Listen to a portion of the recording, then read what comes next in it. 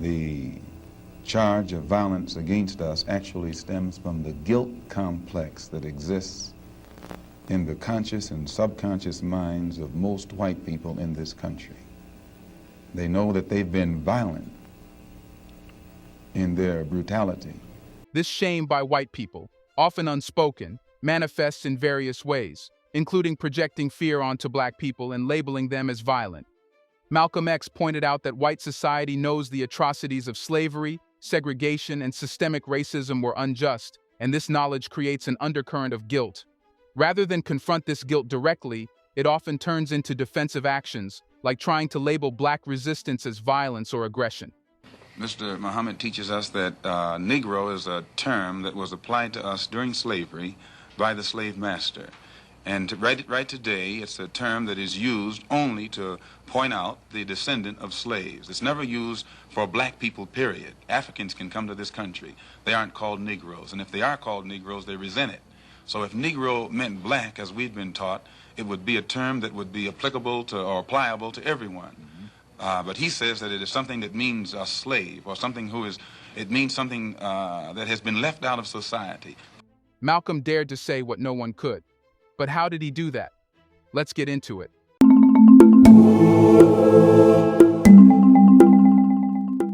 One of the major problems black people face, according to Malcolm X, is victim blaming.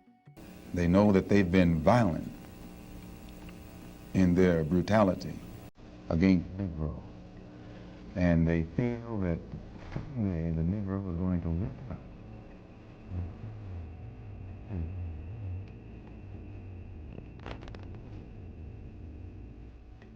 We aren't a violent group. We are taught by the Honorable Elijah Muhammad to obey the law, to respect everyone who respects us. We're taught to display courtesy, to be polite. But we're also taught that at any time, anyone in any way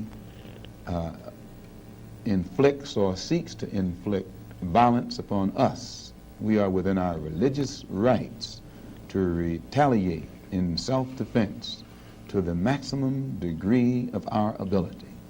We never initiate any violence upon anyone, but if anyone attacks us, we reserve the right to defend ourselves. So to accuse us of being violent is like accusing a man who is being lynched, who is being hung on a tree, simply because he struggles vigorously against his lyncher. The victim is accused of violence, but the lyncher is never accused of violence. And I only point this out because the various racist groups that are set up in this country by whites and who have actually practiced violence against blacks for 400 years are never associated or identified or made synonymous with the term violence. But whites speak of Muslims almost synonymously with violence. Whenever Muslims are mentioned by them, violence is brought up. When white people provoke black individuals, the narrative is twisted in such a way that black people are the ones labeled as violent, even though they are merely responding to aggression. Black people have the right to defend themselves, yet when they do, they are often demonized for it. This happens time and again in history.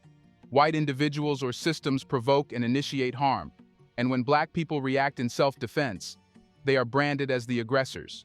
With the term violence, but whites speak of Muslims almost synonymously with violence. Whenever Muslims are mentioned by them, violence is brought up, but it's not connected with any other group. This is a sort of a propaganda tactic, or what I would call psychological warfare, to in some way make the image of the Muslims in this country be a violent image rather than a religious image.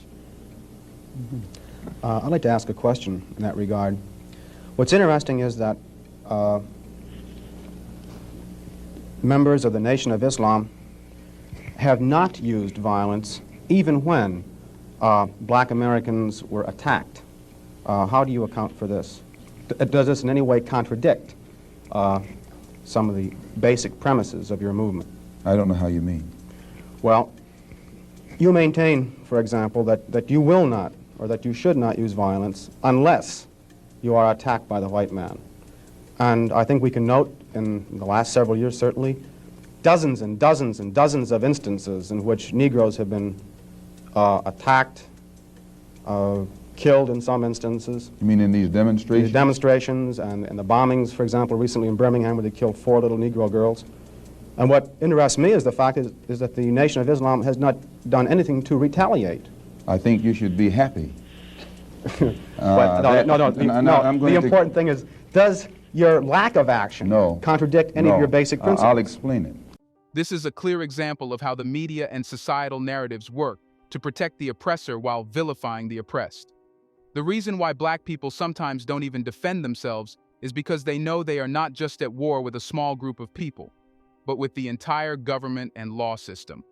That Muslims who follow the Honorable Elijah Muhammad, number one, don't believe in any form of integration, and believe that every mention of the word integration by whites, whether it be from the mouth of Kennedy on down to the mouth of the lowest, raggediest white liberal in the street who is beatnik-like involving himself in these integration efforts, if we believed in it, we would integrate, and we would fight anybody who got in our way or made any effort whatsoever to stop us from integrating. If we really believed that the law of the land, the Supreme Court, and other so-called judicial bodies were for real when they talked about integration, we would integrate. And knowing that the law was on our side, and any effort we made to demonstrate toward integration, why, we would know the law should be on our side, if it's the law of the land. If it is the law of the land, then the demonstrators are within the law, and the discriminators are against the law. But to show you the hypocrisy of the law, when Negroes demonstrate for integration, instead of arresting the discriminators, the law arrests the demonstrators. So this is a foolish move on the part of Negroes. Here's a reminder to please like and share the video and subscribe to our channel to watch more videos on black culture, history, civilization, and identity. Let's continue now. Do black people need new laws? Do they need a new system that protects them? One, is it then your assertion that the laws with respect to how Negroes are supposed to have equal opportunity and equal rights in this country are not meaningful or believed by whites? And secondly, what is your opinion and attitude toward the civil rights movement in general, and particularly the Reverend Martin Luther King and his philosophy of nonviolent direct action? If the white people really passed meaningful laws, it would not be necessary to pass any more laws. There are already enough laws on the law books to protect an American citizen. You only need additional laws when you're dealing with someone who is not regarded as an American citizen. But whites are so hypocritical. They don't want to admit that this black man is not a citizen. So they classify him as a second-class citizen to get around making him a real citizen. If he was a real citizen, you'd need no more laws. You'd need no civil rights legislation. Civil rights, when you have civil rights, you have citizenship. It's automatic. White people don't need laws to protect their citizenship because they're citizens. But they don't want to tell us we're not citizens. And at the same time, they don't want to pass laws that are meaningful enough to protect us as if we were citizens. And the Supreme Court desegregation decision is the best example I know. That's a law from the Supreme Court. 10 years have gone by. No desegregated schools. It hasn't been implemented beyond, I think, 9% in 10 years. So this just shows you the hypocrisy of the American white man. They talk out of both sides of their mouth. And for this reason, we who are Muslims, that is, who believe in the religion of Islam, who believe in God, we don't believe that black people will ever get any problem with laws being passed or new persons being put in office, white liberals being put in office. There is nothing that the white man will ever do to bring about true, sincere citizenship or civil rights recognition for black people in this country. Nothing will they ever do. They will always talk it, but they won't practice it. And with the Supreme Court, if the NAACP can tell me that they want a desegregation decision for me 10 years ago, but yet the schools haven't been desegregated, as I say, this is a victory with no victory. It's a victory that you can talk about, but it's a victory you can't show me. So if you represent the NAACP and you are telling me about this great victory you won for me, when I look at you, I have to conclude that either you have been duped yourself or else you are trying to dupe me. And in most instances where the civil rights struggle is involved, The laws that are supposed to protect all citizens, regardless of race, often fail to do so for black people. Instead of seeking new laws, Malcolm X advocated for the enforcement of the laws already on the books, ensuring that they are applied equally to everyone, without discrimination. The call wasn't for new systems that segregate or treat black people differently, but for the existing system to live up to its promises of justice, equality, and fairness. It's a fundamental issue of equality. Black people don't need new laws. They need a system that acknowledges their humanity and treats them as equals under the law.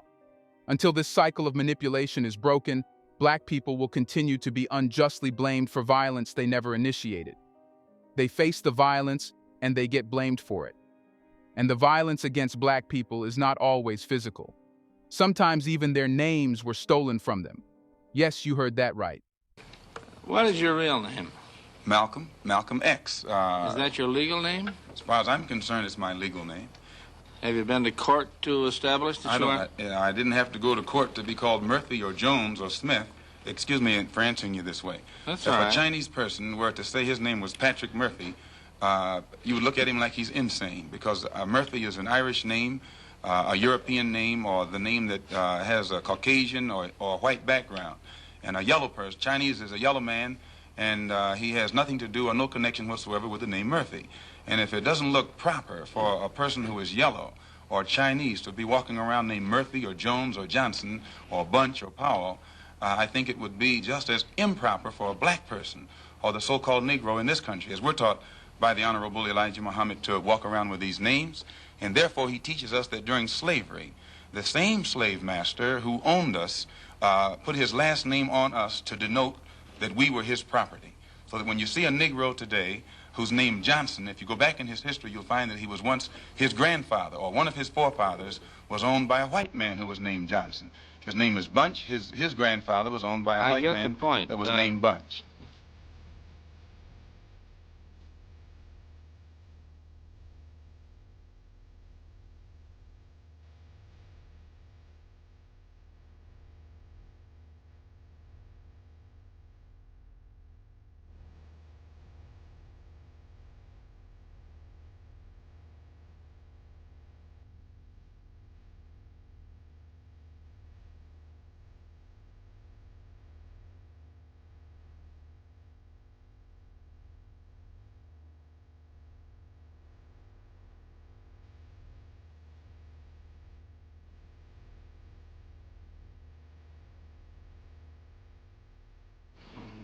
These names weren't just labels.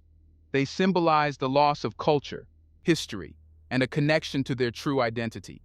What's even more devastating is that many black people have accepted these names as their own, never fully realizing the deeper historical injustice behind them. The true weight of this injustice lies in the fact that this was a deliberate attempt to erase the black person's origin and replace it with an identity that reflected ownership, subjugation, and submission. Well, while you don't care to discuss your former name or the name that the slave master gave to your antecedents, it is a matter of record that Muhammad's last name was Poole, Elijah Poole. No, that's the name that his slave master gave to his grandfather or great-grandfather, but that's not his name. Well, his mother and father thought when they called him Elijah Poole that was his name. They didn't know any better. Well, if they didn't know any better or not, they thought that was his name. Yes, sir, but sir... But what I'm trying to find out is, when did he cease to be Elijah Poole and get to be Elijah Muhammad? In 1931, I think it was, in Detroit, he was taught the true history of our people and made aware at that time that he was wearing an English name, and by not being an Englishman, he looked out of place. And his teacher gave him the name that he's wearing today. Malcolm X argued that, by accepting these names without understanding their significance, black people were unknowingly perpetuating their disempowerment. The act of reclaiming one's original name was a necessary step toward reclaiming identity, pride, and cultural heritage. This loss of self-identity was just one of the many ways in which slavery sought to break the spirit of black people, and its effects continue to ripple through generations. Reclaiming that lost identity is crucial in the journey towards self-awareness and empowerment. And the most important thing a black man needs to do is to unite. But what happens when all black people come together to defend each other? I think you'll find, sir, that there will come a time when black people wake up and become intellectually independent enough to think for themselves, as other humans are intellectually independent enough to think for themselves. Then the black man will think like a black man, and he will feel for other black people. And this new thinking and feeling will cause black people to stick together. And then at that point, you'll have a situation where when you attack one black man, you are attacking all black men. And this type of black thinking will cause all black people to stick together. And this type of thinking also will bring an end to the brutality inflicted upon black people by white people. And it is the only thing that will bring an end to it. No federal court, state court, or city court will bring an end to it. It's something that the black man has to bring an end to himself.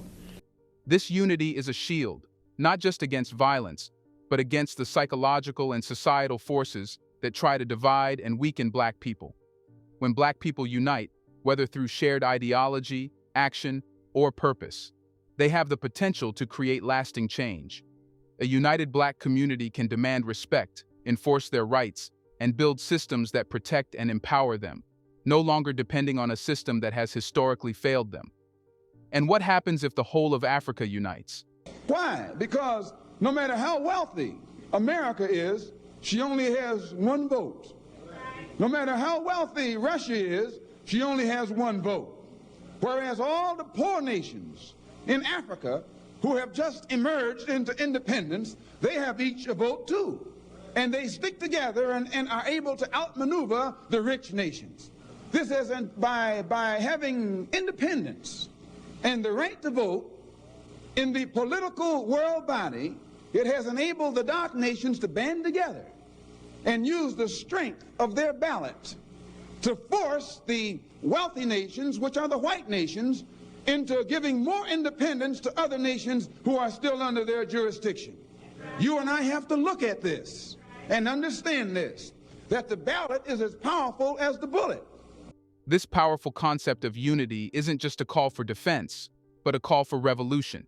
A revolution of thought, of culture, and of action.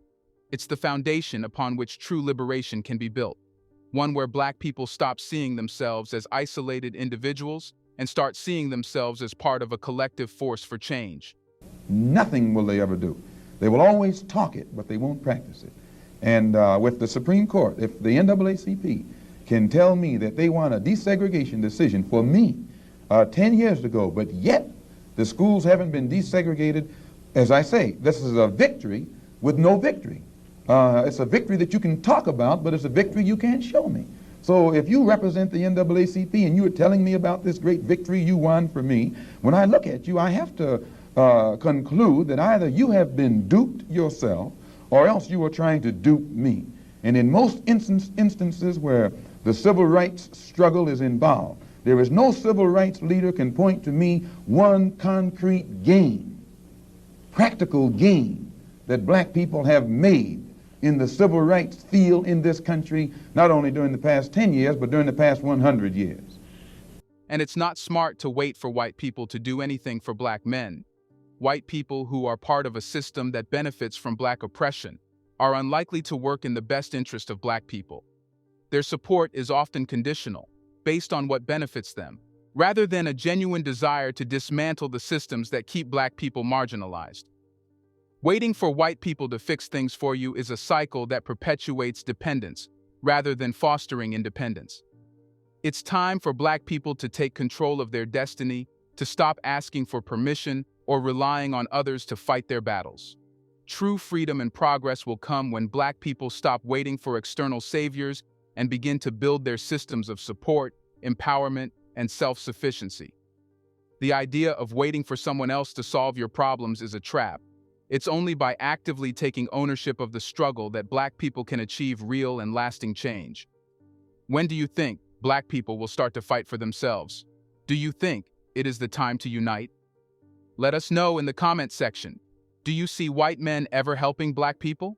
Do you want to watch more videos like this one? If so, subscribe to our channel and press the bell icon next to it. We have decided to bring videos on something nobody talks about: the black culture, civilization, history, and evidence about how glorious blacks have been. Thanks for watching, and until the next video, stay tuned.